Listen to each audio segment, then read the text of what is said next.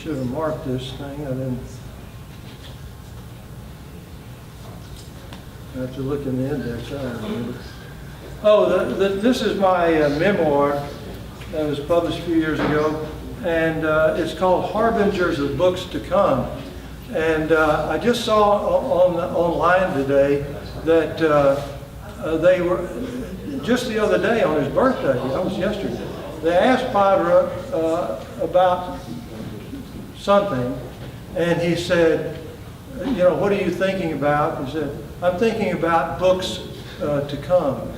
And the title of my memoir is Harbingers of Books to Come. And when he saw this, books to come, and so he started drawing these things and handing me these pages, and one was Hamlet, a book to come. And so he's still playing on my title. He just, when he gets on something like that, he just works it to.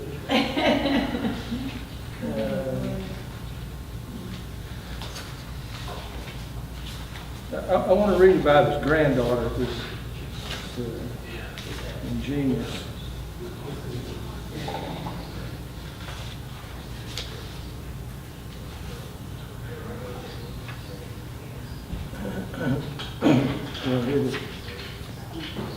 My August 2001 visit with Padre came on the occasion of my participation in the Ciclo Omenaki, a celebration of the anti-poet's work, life and work, sponsored by the University of Chile and the Ministry of Education. Two friends, Francisco Baker, a poet, and Kuki Garcia, had driven me to Las Cruces, that's on the Pacific, his home there, to see Padre in 1998, and on August 9th of 2001, they would drive me to La Reina, that's his home in Santiago. Passing under a gateway over which sauces llorones, these are like weeping willow trees, and well, that's what I say, are weeping willow trees, hung their long thin branches. We bumped along over round, smooth paving stones that also line the cliffs of the driveway, supporting the steep inclines of Padre's parcela, or small piece of land. Well, I'm retelling something here that I already told you, but it's okay. On reaching the top of the rise where his house is located, we found 2 or 3 cars already parked outside. A large reddish-brown dog was awaiting when we arrived, and anxious to be petted, he jumped up on me when I got out of the car. Another dog, black with a white muzzle, could barely walk, and Padre later told us that in equivalent human terms, he was about 90 years old. Padre, who at the time was himself 87, had emerged from the house to welcome us, as well as 2 teenage girls who had just driven up. Padre had met the girls at the Omenaki and had given them his phone number, and so they, like us, had telephoned ahead to ask if they might pay him a visit. He loves women and girls.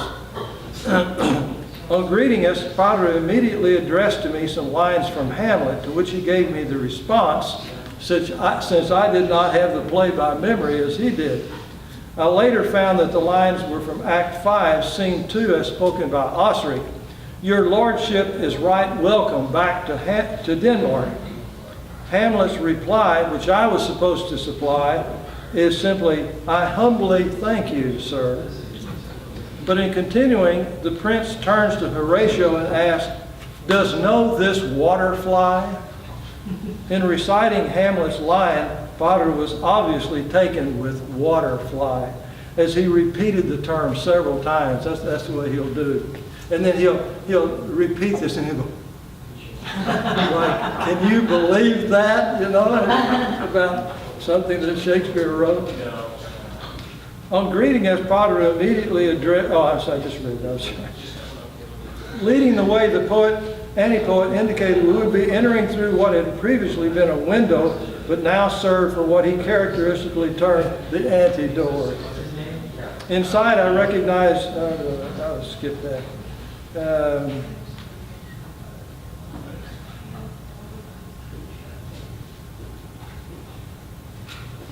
In conjunction with the Omenaki, there was then on display in the Spanish Telephone Company of Chile an exhibition of Padre's artefactos. including one entitled The Water Poems of the Little Girl Josefa. It was his granddaughter, which in my translation reads, 1, the water bathes itself in the sea. 2, the water floats. 3, under the water, there is more water. He came to a point a few years ago where all he would do is write down what children said. He said, that's where all the poetry is. I'm not bothering with anything else. Padre explained the rules according to Josefa. Don't come too close. Absolutely no kisses. He said that he had made the serious mistake of kissing her when he first came from Las Cruces, and she had had a crying fit. Having learned an important lesson, he now kept his distance and allowed her to approach only when she wished. He noted that Josefa liked wine, and that after he would dip his finger in a glass and stick it in her mouth, she would say, "Mas," more. He now performed his ritual for us, and she responded just as he said she would, to our delight and to his most of all. I'll just finish this paragraph. With her big eyes and baby voice, Josefa enthralled her audience. For another artefacto, Padre had appropriated a poem by the Chilean poet Maria Monvel, for whom a street is named that we had passed on driving up to his property. The antipoet had made Monvel's poem into his own by changing the title from "My daughter plays in the garden" to "My granddaughter plays in the garden." And then he just copied that other poet's poem and published it. Well, he's too much. Okay, well, that's it.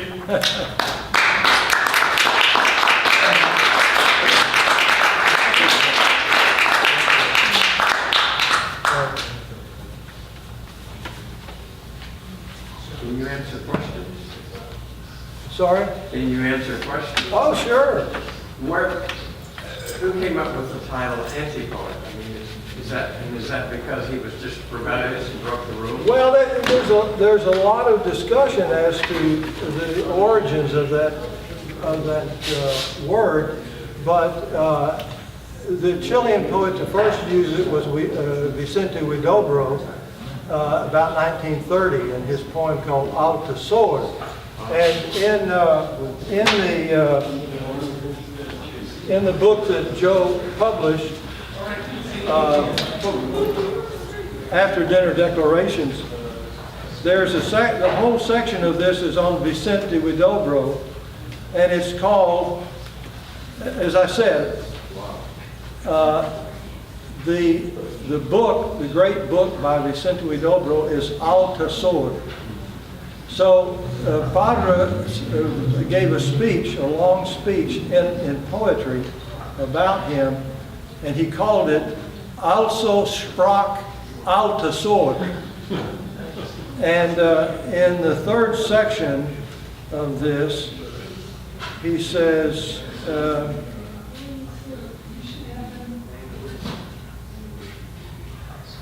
I want to be clear that without the master, the disciple would not be possible.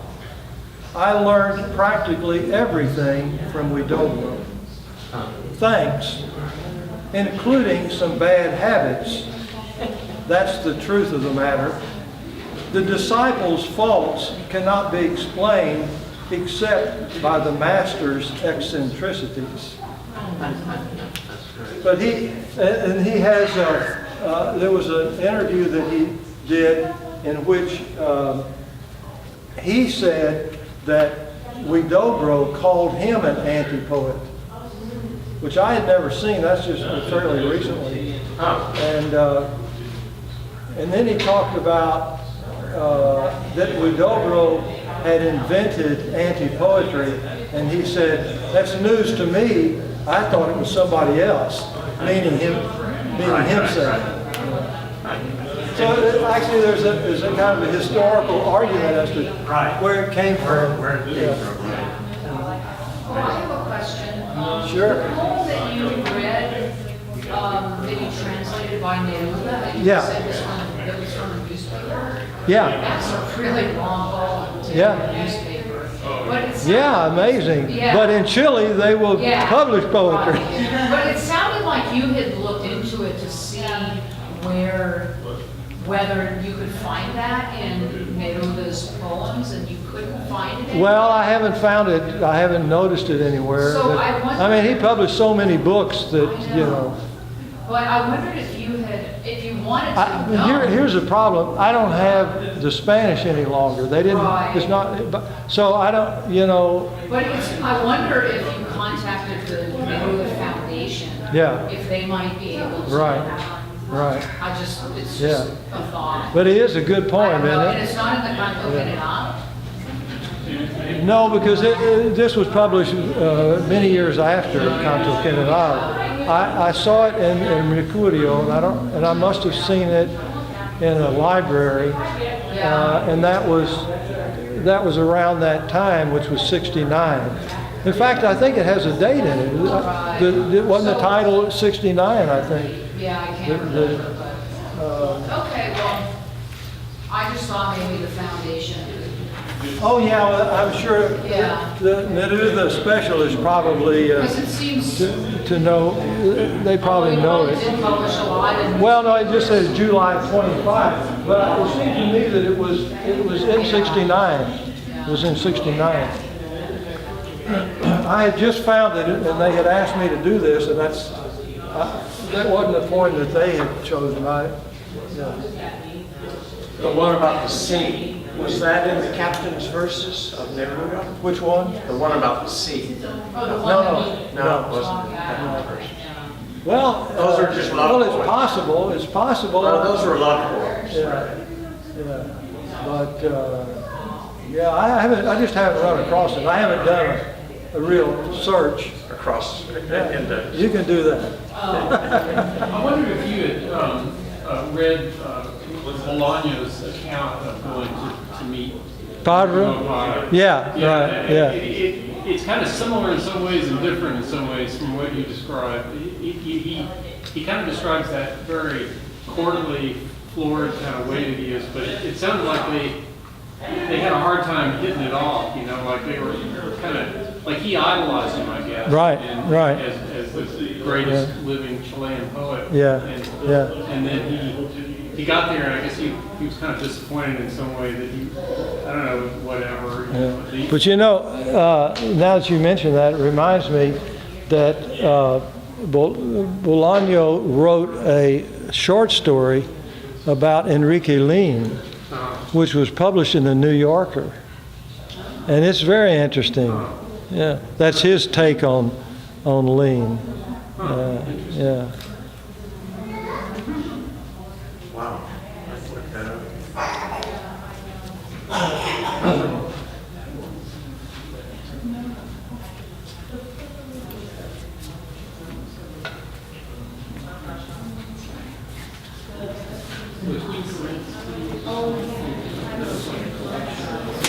Well, if nobody else is going to read any more, I'll read you a poem that I think is different.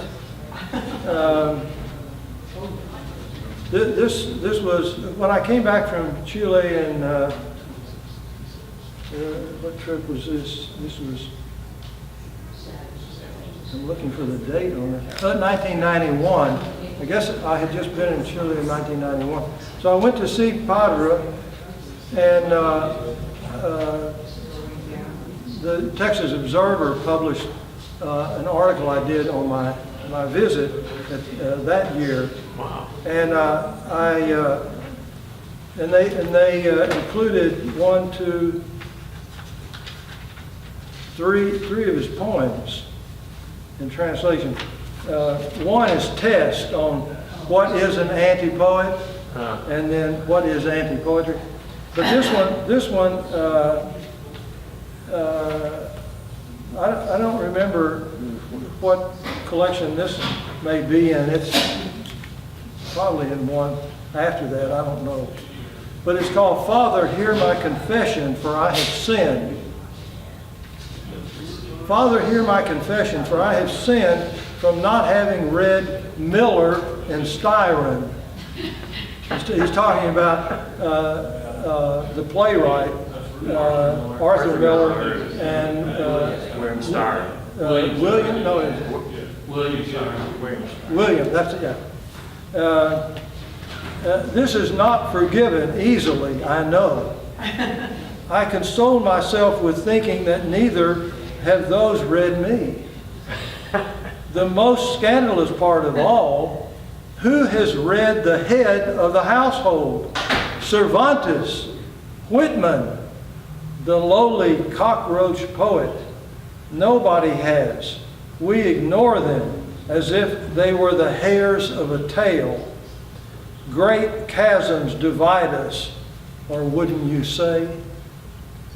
Language, the CIA, the foreign debt, the threats against Nicaragua, not to mention the dreadful Panama Canal. There's something, I believe, nevertheless, that binds us beyond the tricky, scheming appearances, and it isn't a salute to the flag. Something there is, I repeat, that unites us, aside from our common love for democracy. Otherwise, we are not here. The literary partygoers will admit I'm right. I'm thinking of the smile of Marilyn Monroe. He just puts M.M. Yeah.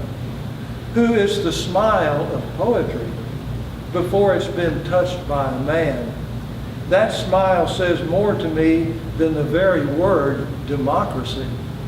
I don't know if I'm being clever, and apropos of nothing much, who wants to tell me seriously when we shall return to democracy? Deep silence. As you can see, we're in Chile. I celebrate the presence of these great authors.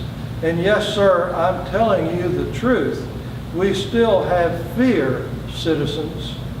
Whoever would be brave, listen to us. What I wish to say is the following. Thanks for remembering this country. Don't go away. Write us.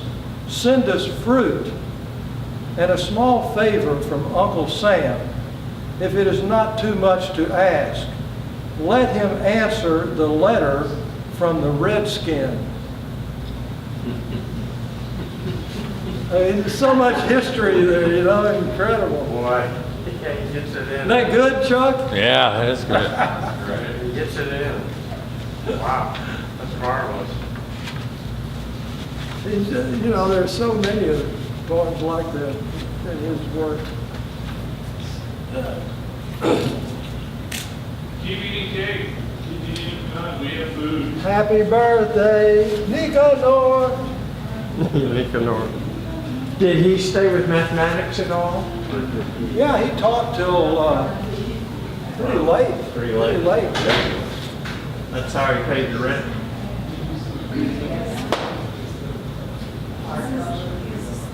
That was marvelous. Oh, thanks. Dave.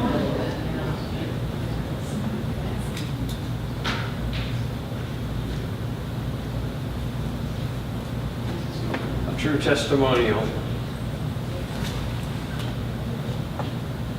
Well, it was a great, good fortune to have yet and known Yeah.